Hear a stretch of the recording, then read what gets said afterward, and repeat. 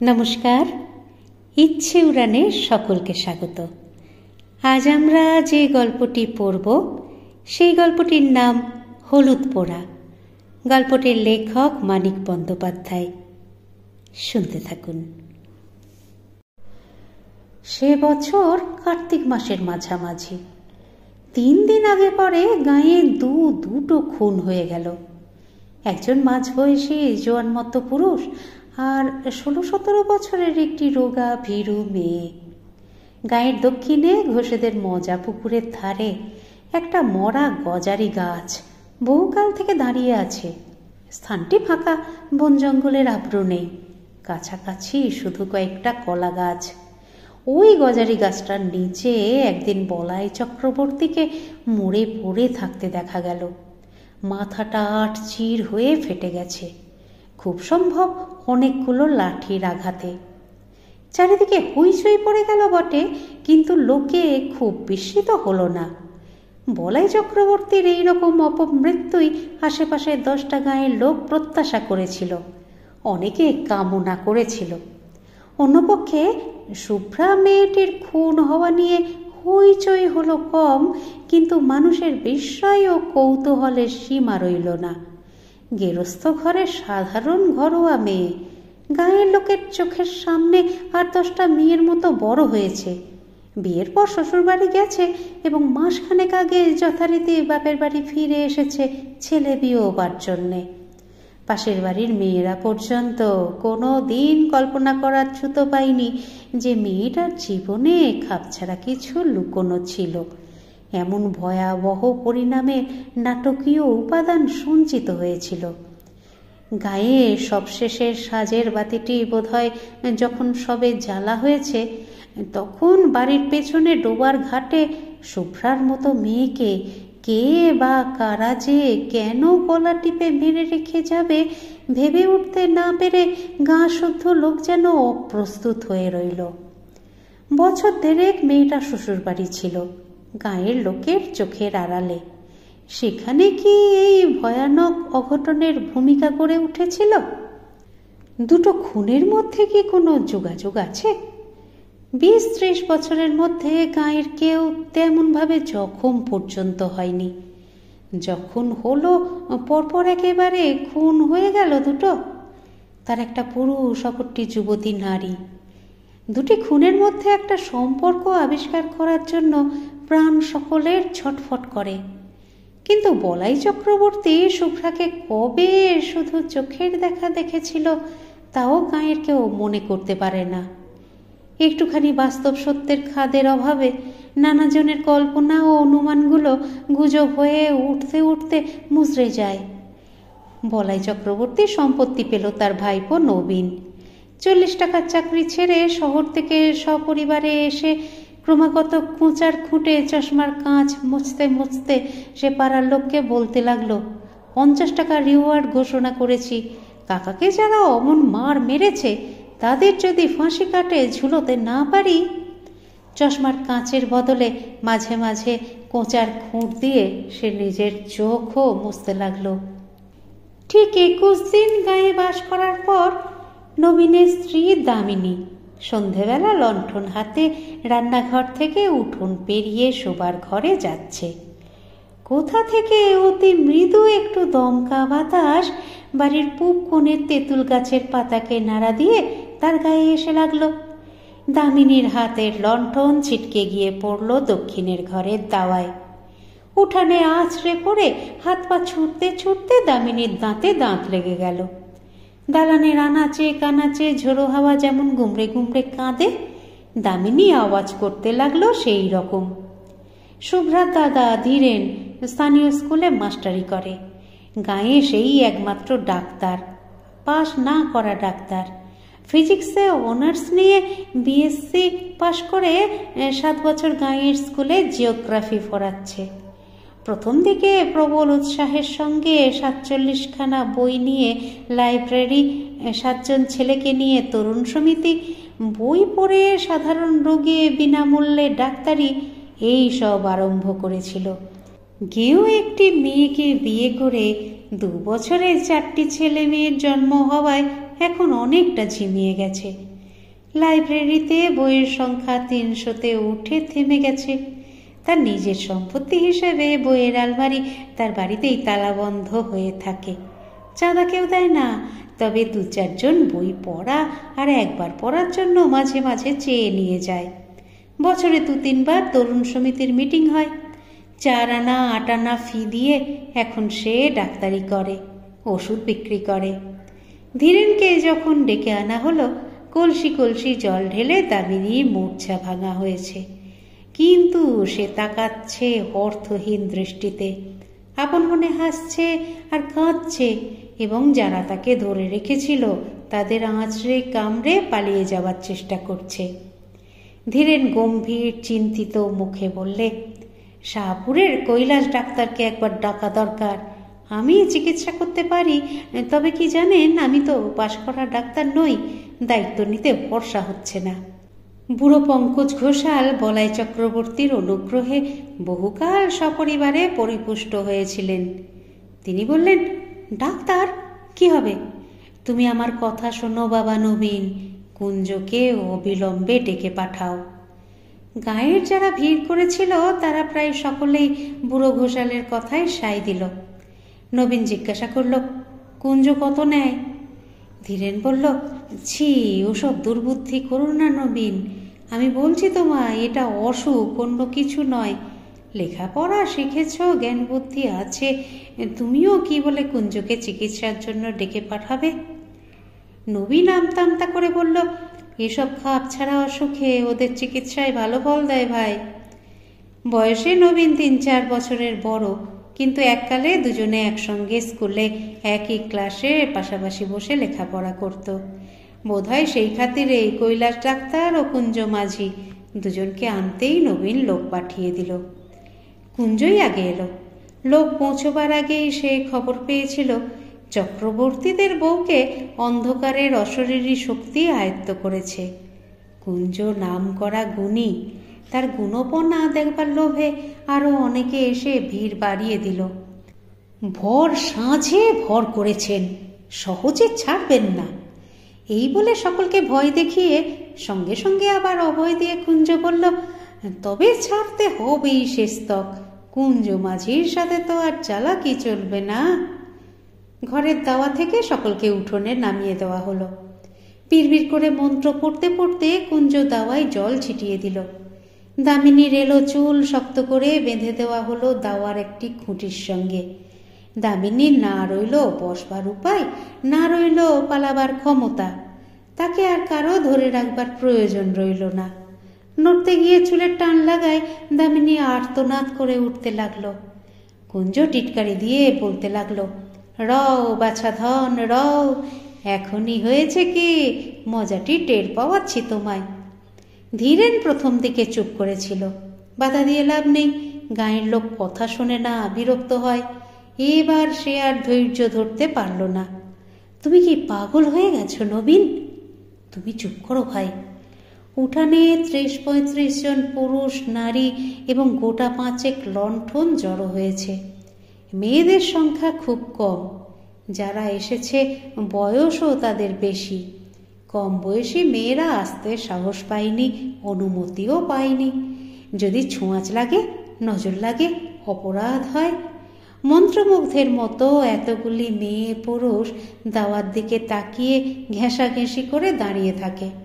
এই দুর্লভ রোমাঞ্চ থেকে তাদের বঞ্চিত করার ক্ষমতা নবীনের নেই। দাওয়াটি যেন স্টেজ, সেখানে যেন মানুষের জ্ঞান বুদ্ধির অতীত রহস্যকে সহজবোধ্য নাটকের রূপ দিয়ে অভিনয় করানো হচ্ছে। ঘরের দুয়ারে কুঞ্জ যেন আমদানি করেছে জীবনের শেষ সীমানার ওপারের ম্যাজিক। এমন ঘরোয়া, এমন বাস্তব হয়ে উঠেছে দামিনীর মধ্যে অদেহী ভয়ঙ্করের এই ঘনিষ্ঠ আবির্ভাব। ভয় সকলে ভুলে গেছে, শুধু আছে তীব্র উত্তেজনা আর কৌতূহল ভরা পরম উপভোগ্য শিহরণ। এক পা সামনে এগিয়ে, পাশে সরে, পিছু হটে, সামনে পেছনে দুলে দুলে কুঞ্জ দুর্বোধ্য মন্ত্র আওড়াতে থাকে। মালসাতে আগুন করে তাতে সে 1-2টি শুকনো পাতা আর শিকড় পুড়তে দেয়। চামড়া পোড়ার মতো একটা উৎকট গন্ধে চারিদিক ভরে যায়। দামিনীর আর্তনাদ ও ছটফটানি ধীরে ধীরে কমে আসছিল। একসময় খুঁটিতে পিঠ ঠেকিয়ে কাঠ হয়ে দাঁড়িয়ে সে বোঝা বোঝা চোখে কুঞ্জর দিকে তাকিয়ে নিষ্পন্দ হয়ে রইল। তখন একটা কাঁচা হলুদ পরিয়ে কুঞ্জ তার নাকের কাছে ধরল। দামিনীর ঢুলু ঢুলু চোখ ধীরে ধীরে বিস্ফারিত হয়ে উঠল। সর্বাঙ্গে ঘন ঘন শিহরণ বয়ে যেতে লাগল। কে তুই? বল, কে তুই? আমি শুভ্রা, আমাকে মেরো না। চাটুজ্জে বাড়ির শুভ্রা যে খুন হয়েছে? হ্যাঁ গো হ্যাঁ, আমায় মেরো না। নবীন দাওয়ার একপাশে দাঁড়িয়েছিল। তার দিকে মুখ ফিরিয়ে কুঞ্জ বলল, ব্যাপার বুঝলেন কর্তা? উঠান থেকে চাপা গলায় বুড়ো ঘোষালের নির্দেশ এলো। কে খুন করেছিল শুধু কুঞ্জ? ওহে কুঞ্জ, শুনছ? কে শুভ্রাকে খুন করেছিল শুধিয়ে নাও চট করে। কুঞ্জকে কিছু জিজ্ঞেস করতে হলো না। দামিনী নিজে থেকেই ফিসফিস করে জানিয়ে দিল, বলাই খুড়ো আমায় খুন করেছে। নানাভাবে ঘুরিয়ে ফিরিয়ে অনেকবার তাকে প্রশ্ন করা হলো, কিন্তু দামিনীর মুখ দিয়ে এছাড়া আর কোনো জবাব বের হলো না যে সে শুভ্রা এবং বলাই তাকে খুন করেছে। তারপর এক সময় তার মুখ বন্ধ হয়ে গেল। নাকে হলুদ পোড়া ধরেও আর তাকে কথা বলানো গেল না। কুঞ্জ অন্য একটি প্রতিক্রিয়ার আয়োজন করছিল, কিন্তু কৈলাস ডাক্তার এসে পড়ায় আরও সুযোগ পেল না। কৈলাসের চেহারাটি জমকালো। প্রকাণ্ড শরীর, এক মাথা কাঁচা পাকা চুল, মোটা ভুরু আর মুখময় খোঁচা খোঁচা গোঁফদারি। এসে দাঁড়িয়ে এই ষাঁড়ের মতো গর্জন করতে করতে সে সকলকে গালাগালি দিতে আরম্ভ করলো। কুঞ্জর আগুনের মালসা তার দিকেই লাথি মেরে ছুড়ে দিয়ে বলল, দাঁড়া হারামজাদা, তোকে ফাঁসি কাঠে ঝুলোচ্ছি। ওষুধ দিয়ে বৌমাকে আজ মেরে ফেলে থানায় তোর নামে রিপোর্ট করে দেব, তুই খুন করেছিস। কৈলাস খুঁটিতে বাঁধা চুল খুলে দামিনীকে ঘরে নিয়ে বলাইয়ের দাদা মশাইয়ের আমলের প্রকাণ্ড খাটের বিছানায় শুইয়ে দিল। পেট করে তার বাহুতে ছুঁচ ফুটিয়ে ঢুকিয়ে দিল ঘুমের ওষুধ। দামিনী কাতরভাবে বলল, আমায় মেরো না, আমি শুভ্রা, চাটুজ্জে বাড়ির শুভ্রা। কয়েক মিনিটের মধ্যে সে ঘুমিয়ে পড়ল। দামিনীর মুখ দিয়ে শুভ্রা বলাই চক্রবর্তীর নাম করায় অনেক বিশ্বাসীর মনে যে ধাঁধা সৃষ্টি হয়েছিল, বুড়ো ঘোষালের ব্যাখ্যা শুনে সেটা কেটে গেল। শুভ্রার 3 দিন আগে বলাই চক্রবর্তী মরে গিয়েছিল সন্দেহ নেই, কিন্তু শুধু জ্যান্ত মানুষ কি মানুষের গলা টিপে মারে, আর কিছু মারে না? শ্মশানে মশানে দিনক্ষণ প্রকৃতির যোগাযোগ ঘটলে পথ ভোলা পথিকের ঘাড় তবে মাঝে মাঝে মোটকে দেয় কিসে? ব্যাখ্যাটা দেওয়া উচিত ছিল কুঞ্জগুণীর। বুড়ো ঘোষাল আগেই সকলকে শুনিয়ে দেওয়াতে জোর গলায় তাকে সমর্থন করেই নিজের মর্যাদা বাঁচানো ছাড়া আর উপায় রইল না। তবে কথাটাকে সে ঘুরিয়ে দিল একটু অন্যভাবে, যার ফলে অবিশ্বাসীর মনে পর্যন্ত খটকা বাঁধা সম্ভব হয়ে উঠল। বলাই চক্রবর্তী শুভ্রাকে খুন করেছে বটে, কিন্তু সোজাসুজি নিজে নয়, কারণ মরার 1 বছরের মধ্যে সেটা কেউ পারে না। ওই সময়ের মধ্যে শ্রাদ্ধ শান্তি না হলে তবেই সোজাসুজি মানুষের ক্ষতি করার ক্ষমতা জন্মায়। বলাই চক্রবর্তী একজনকে ভর করে তার মধ্যস্থতায় শুভ্রাকে খুন করেছে, তার রক্ত মাংসের হাত দিয়ে। না, যাকে সে ভর করেছিল তার কিছু মনে নেই। মনে কি থাকে? এক রাতে অনেক কান ঘুরে পরদিন সকালে এই কথাগুলি ধীরেনের কানে গেল। অগ্রহায়ণের উজ্জ্বল মেঠে রোদ তখন চারিদিকে ছড়িয়ে আছে। বর্ষার পরিপুষ্ট গাছে আর আগাছার জঙ্গলে যেন পার্থিব জীবনের ছড়াছড়ি। বাড়ির পিছনে ডোবাটি কচুরিপানায় আচ্ছন্ন, গাঢ় সবুজ অসংখ্য রসালো পাতা, বর্ণাতীত কোমল রঙের অপরূপ ফুল। তাল গাছের গুঁড়ির ঘাটটি কার্তিক মাসেও প্রায় জলে ডুবেছিল, এখন জল কমে অর্ধেকের বেশি ভেসে উঠেছে। টুকরো বসিয়ে ধাপগুলো এবার ধীরেন বিশেষ করে শুভ্রার জন্য বানিয়ে দিয়েছিল। 7 মাসের গর্ভ নিয়ে ঘাটে উঠতে নামতে সে যাতে পা পিছলে আছাড় না খায়। পাড়ার মানুষ বাড়ি বয়ে গাঁয়ের গুজব শুনিয়ে গেল। আবেষ্টনীর প্রভাবে উদ্ভট কথাগুলো সঙ্গে সঙ্গে ধীরেনের মন থেকে বাতিল হয়ে গেল। ক্ষুব্ধ হবার অবসরও সে পেল না। ডোবার কোন দিক থেকে, কিভাবে, কে সেদিন সন্ধ্যায় ঘাটে এসেছিল, কেন এসেছিল, এই পুরনো ভাবনা সে ভাবছিল অনেকক্ষণ থেকে। তাই সে ভাবতে লাগল। একমাত্র এই ভাবনা তাকে অন্যমনস্ক করে দেয়।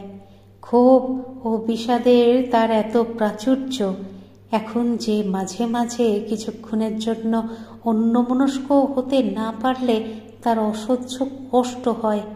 অন্য কোনো বিষয়ে তার মন বসে না।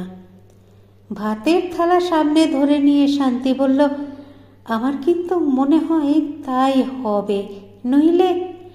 কটমট করে তাকিয়ে ধীরেন ধমক দিয়ে বলল, চুপ, যা খুশি মনে হোক তোমার, আমায় কিছু বলবে না, খবরদার। স্কুলে যাওয়ার পথে যাদের সঙ্গে দেখা হলো, মুখে তারা কিছু বলল না, কিন্তু তাদের তাকানোর ভঙ্গি যেন আরো স্পষ্ট জিজ্ঞাসা হয়ে উঠল, কথাটা তুমি কিভাবে নিয়েছ শুনি? পুরুত ঠাকুরটাকে অনেকক্ষণ দাঁড় করিয়ে রেখে দোষমোচনের জন্য দরকারি ক্রিয়াকর্মের বিষয় আলোচনা করলেন, উপদেশ দিলেন। বিশেষ করে বলে দিলেন যে স্কুল থেকে ফিরবার সময় তার বাড়ি থেকে সে যেন তার নিজের ও বাড়ির সকলের ধারণের জন্য মাদুলি নিয়ে যায়। স্কুলে পা দেওয়ার পর থেকে ধীরেনের মনে হতে লাগলো সে যেন বাইরের কোনো বিশিষ্ট অভ্যাগত স্কুল পরিদর্শন করতে এসেছে। তার 7 বছরের অভ্যস্ত অস্তিত্বকে আজ এক মুহূর্তের জন্য কেউ ভুলতে পারছে না। প্রথম ঘন্টাতেই ক্লাস ছিল। অর্ধেক ছেলে আড়ষ্ট হয়ে বসে আছে, বাকি অর্ধেক নিজেদের মধ্যে গুজগাছ ফিসফাস করছে। নিজেকে জীবন্ত ব্যঙ্গের মতো মনে হচ্ছিল। বইয়ের পাতায় চোখ রেখে ধীরেন পড়তে লাগলো। চোখ তুলে ছেলেদের দিকে তাকাতে পারল না। ঘন্টা কাবার হতেই হেডমাস্টার ডেকে পাঠালেন, তুমি 1 মাস ছুটি নাও ধীরেন। 1 মাসের ছুটি? মথুরবাবু এইমাত্র বলে গেলেন আজ থেকেই ছুটি পাবে, আজ আর তোমার পড়িয়ে কাজ নেই। মথুরবাবু স্কুলের সেক্রেটারি, মাইলখানেক পথ হাঁটলেই তার বাড়ি পাওয়া যায়। চলতে চলতে মাঝপথে ধীরেনের মাথাটা কেমন ঘুরে উঠল। কদিন থেকে হঠাৎ চেতনায় ঝাঁকি লেগে মাথাটা তার এইরকম ঘুরে উঠছে। চিন্তা ও অনুভূতির আকস্মিক পরিবর্তনের সঙ্গে এই ঝাঁকি লাগে, অথবা এমন ঝাঁকি লেগে তার চিন্তা ও অনুভূতি বদলে যায়। গাছতলায় কিছুক্ষণ বিশ্রাম করে সে বাড়ির দিকে পা বাড়ালো। মথুরবাবু এখন হয়তো খেয়ে দিয়ে বিশ্রাম করছেন। এখন তাকে বিরক্ত করা উচিত হবে না। স্কুল থেকে তাড়িয়ে দেওয়া হয়নি, 1 মাসের ছুটি দেওয়া হয়েছে। 1 মাসের মধ্যে মথুরবাবুর সঙ্গে দেখা করার অনেক সময় সে পাবে। আজ গিয়ে হাতে পায়ে না ধরাই ভালো। মথুরবাবু যদি দয়া হয়, যদি তিনি বুঝতে পারেন যে তার বোন খুন হয়েছে, তাহলে দামিনীর ঘোষণার ফলে তার বোনের কাল্পনিক কেলেঙ্কারি নিয়ে চারিদিকে হইচই হচ্ছে বলে তাকে দোষী করা উচিত নয়। তাহলে মুশকিল হতে পারে। ছুটি বাতিল করে কাল থেকে কাজে যাবার অনুমতি হয়তো তিনি দিয়ে বসবেন। এতক্ষণ খেয়াল হয়নি, এখন সে বুঝতে পেরেছে নিয়মিতভাবে প্রতিদিন স্কুলে ছেলেদের পড়ানোর ক্ষমতা তার নেই। মথুরবাবুর সামনে গিয়ে দাঁড়াতে লজ্জা হচ্ছে। চেনা মানুষের সঙ্গে দেখা হয়ে যাবার ভয়ে সে মাঠের পথ ধরে বাড়ি চলেছে। বাড়ি গিয়ে ঘরের মধ্যে লুকোতে হবে। দুর্বল শরীরটা বিছানায় লুটিয়ে দিয়ে ভারী মাথাটা বালিশে রাখতে হবে। সারা দুপুর ঘরের মধ্যে শুয়ে বসে ছটফট করে কাটিয়ে বেলা শেষে ধীরেন উঠোনে বেরিয়ে এলো। মাজা বাসন হাতে নিয়ে শান্তি ঘাট থেকে উঠে আসছিল। ডোবার ধারে প্রকাণ্ড বাঁশ ঝাড়টার ছায়ায় মানুষের মতো কি যেন একটা নড়াচড়া করছে। ধীরেন আর্তনাদ করে উঠল, কে ওখানে, কে? শান্তির হাতের বাসন ঝনঝন শব্দে পড়ে গেল। পড়ি কি মরি করে কাছে ছুটে এসে ভয়ার্ত কণ্ঠে সে জিজ্ঞাসা করল, কোথায়, কে, কোনখানে? বাঁশঝাড় থেকে চেনা গলার আওয়াজ এলো, আমি মাস্টারবাবু, বাঁশ কাটছি। কে তোকে বাঁশ কাটতে বলেছে? শান্তি বলল, আমি বলেছি। খিন্তি পিসি বলল, নতুন একটা বাঁশ কেটে আগা মাথা একটু পুড়িয়ে ঘাটের পথে তাড়াতাড়ি ফেলে রাখতে, ভোরে উঠে সরিয়ে দেব, সন্ধ্যের আগে পেতে রাখবো। তুমি যেন আবার ভুল করে বাঁশটা ডিঙ্গিয়ে যেও না। সন্ধ্যার আগেই শান্তি আজকাল রাধা বাড়া আর ঘরকন্যার সব কাজ শেষ করে রাখে। অন্ধকার ঘনিয়ে আসার পর ধীরেনকে সঙ্গে নিয়ে বড় ঘরের চৌকাঠ পার হয় না।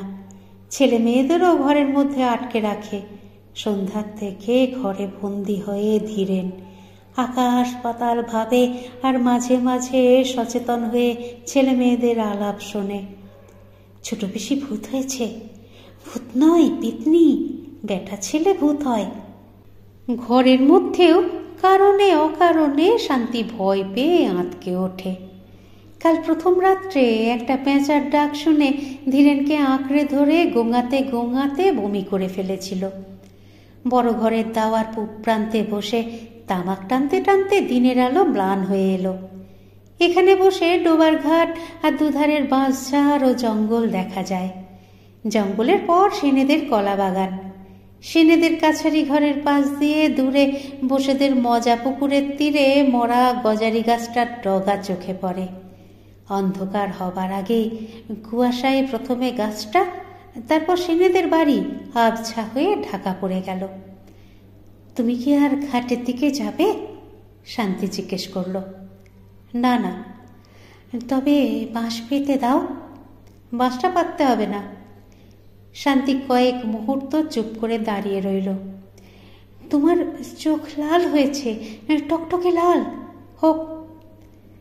শোবার ঘর আর রান্নাঘরের ভিটের সঙ্গে দুটি প্রান্ত ঠেকিয়ে শান্তি নিজেই বাঁশটা পেতে দিল। কাঁচা বাঁশের দুপ্রান্তের খানিকটা পুড়িয়ে দেওয়া হয়েছে। অশরীরী কোনো কিছু এ বাঁশ ডিঙ্গোতে পারবে না।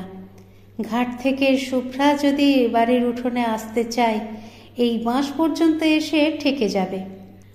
আলো জ্বালার আগেই ছেলে মেয়েদের খাওয়া শেষ হলো। সন্ধ্যাদীপ না জেলে শান্তির নিজের খাওয়ার উপায় নেই। ভালো করে সন্ধ্যা হওয়ার আগেই সে তাড়াতাড়ি দ্বীপ জেলে ঘরে ঘরে দেখিয়ে শাঁখে ফুঁ দিল। 10 মিনিটের মধ্যে নিজে খেয়ে ধীরেনের ভাত বেড়ে ঢাকা দিয়ে রেখে রান্নাঘরে তালা দিয়ে কাপড় ছেড়ে ঘরে গিয়ে ঢুকল। বিকেলে আজকাল সে মাছ রান্না করে না। এঁটো কাটা নাকি অশরীরী আত্মাকে আকর্ষণ করে। খাওয়ার হাঙ্গামা খুব সংক্ষেপে, সহজে এবং অল্প সময়ে সম্পন্ন হয়ে যায়। ঘরে আসবে না? না। তখনও আকাশ থেকে আলোর শেষ আভাসটুকু মুছে যায়নি। 2-3টি তারা দেখা দিয়েছে, আরও কয়েকটি দেখা দিতে দিতে আবার হারিয়ে যাচ্ছে। আর 1 মিনিট কি 2 মিনিটের মধ্যে রাত্রি শুরু হয়ে যাবে। জীবিতের সঙ্গে মৃতের সংযোগ স্থাপনের সবচেয়ে প্রশস্ত সময় সন্ধ্যা। ভর সন্ধেবেলা শুভ্রা দামিনীকে আশ্রয় করেছিল। আজ সন্ধ্যা পার হলে রাত্রি আরম্ভ হয়ে গেলে চেষ্টা করেও শুভ্রা হয়তো তার সঙ্গে কথা বলতে পারবে না। আর দেরি না করে এক্ষুনি শুভ্রাকে সুযোগ দেওয়া উচিত। চোরের মতো ভিটে থেকে নেমে বাঁশ ডিঙ্গিয়ে ধীরেন পা টিপে টিপে ডোবার মাঠের দিকে এগিয়ে গেল। অদ্ভুত বিকৃত গলার ডাক শুনে শান্তি লণ্ঠন হাতে ঘর থেকে বেরিয়ে এলো। বাঁশের ওপারে দাঁড়িয়ে হিংস্র জন্তুর চাপা গর্জনের মতো গম্ভীর আওয়াজে ধীরেন তার নিজের নাম ধরে ডাকাডাকি করছে। গেঞ্জি আর কাপড়ে কাদা ও রক্ত মাখা, ঠোঁট থেকে চিবুক পেয়ে ফোঁটা ফোঁটা রক্ত গড়িয়ে পড়ছে। বাঁশটা সরিয়ে দাও। ডিঙ্গিয়ে এসো, বাঁশ ডিঙ্গিয়ে চলে এসো। কি হয়েছে, পড়ে গেছো নাকি? ডিঙ্গোতে পারছি না, বাঁশ সরিয়ে দাও। বাঁশ ডিঙ্গোতে পারছে না, মাটিতে শোয়ানো বাঁশ। শান্তির আর এতটুকু সন্দেহ রইল না। আকাশ চেরা তীক্ষ্ণ গলায় সে আর্তনাদের পর আর্তনাদ শুরু করে দিল। তারপর প্রতিবেশী এলো, পাড়ার লোক এলো, গাঁয়ের লোক এলো, কুঞ্জও এলো। 3-4 কলস জল ঢেলে ধীরেনকে স্নান করিয়ে দাওয়ার খুঁটির সঙ্গে তাকে বেঁধে ফেলা হলো। মন্ত্র পড়ে জল ছিটিয়ে মালসার আগুনে পাতা ও শিকড় পুড়িয়ে ঘণ্টাখানেকের চেষ্টায় ধীরেনকে কুঞ্জ নিঝুম করে ফেলল। তারপর মালসার আগুনে কাঁচা হলুদ পুড়িয়ে ধীরেনের নাকের কাছে ধরে বজ্রকণ্ঠে সে জিজ্ঞাসা করল, কে তুই? বল, কে তুই? ধীরেন বলল, আমি বলাই চক্রবর্তী, শুভ্রাকে আমি খুন করেছি। আপনাদের মতামত আমাকে সমৃদ্ধ করে, তাই অবশ্যই বলবেন আজকের গল্প পাঠ আপনাদের কেমন লাগলো। যারা চ্যানেলটিকে সাবস্ক্রাইব করেছেন তাদের অসংখ্য ধন্যবাদ। আর যারা এখনো পর্যন্ত সাবস্ক্রাইব করেননি তারা একটু কষ্ট করে সাবস্ক্রাইব করে নিয়ে সঙ্গে থাকুন না প্লিজ। একটু লাইক, শেয়ার এগুলো নিশ্চয়ই বলে দিতে হবে না? সুস্থ থাকবেন, সুন্দর থাকবেন আর অপেক্ষা রাখবেন পরবর্তী গল্পের। নমস্কার।